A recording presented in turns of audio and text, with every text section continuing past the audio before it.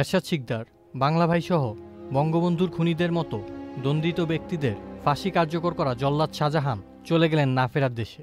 কারামুক্তির এক বছর না পেরোতেই ২৪ জুন সোমবার রাজধানীর শেরেবাংলা নগর শহীদ সোহরাওয়ার্দী হাসপাতালে চিকিৎসাধীন অবস্থায় তিনি মারা যান। মৃত্যুর আগে শাহজাহান ভূঁইয়া হার্টের সমস্যা, রক্তচাপ ও শ্বাসকষ্টজনিত সমস্যায় ভুগছিলেন।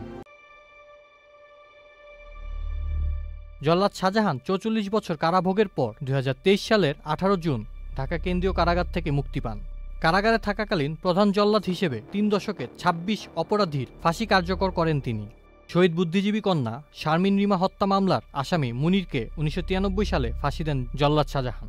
বহুল আলোচিত এরশাদ শিকদার, জঙ্গি নেতা বাংলা ভাই ও আতাউর রহমান সানিসহ বঙ্গবন্ধু হত্যা মামলার ৬ আসামি lieutenant colonel Syed Faruk Rahman, lieutenant colonel Sultan Shahriar Rashid Khan, major Bazlul Huda, lieutenant colonel Mohiuddin Ahmed, lieutenant colonel AKM. Mohiuddin Ahmed ও ক্যাপ্টেন অবসরপ্রাপ্ত আব্দুল মাজেদের ফাঁসিও দেন শাহজাহান। এছাড়া ৪ যুদ্ধ অপরাধীর ফাঁসিও দিয়েছিলেন জল্লাদ শাহজাহান।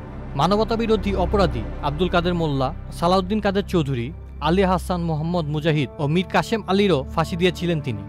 ১৯৫০ সালের ২৬ মার্চ নরসিংদীর পলাশ উপজেলার ইসাখালী গ্রামে জন্ম নেওয়া শাহজাহান ভূঁইয়া উচ্চ মাধ্যমিক পরীক্ষা শেষ করে স্থানীয় রাজনীতিতে জড়িয়ে পড়েন। ১৯৯২ সালের ৮ নভেম্বর ডাকাতির জন্য ১২ বছর এবং ১৯৯৫ সালের ১৯ সেপ্টেম্বর অপর একটি মামলায় ডাকাতি ও হত্যার জন্য ৩০ বছরের কারাদণ্ড হয় তার।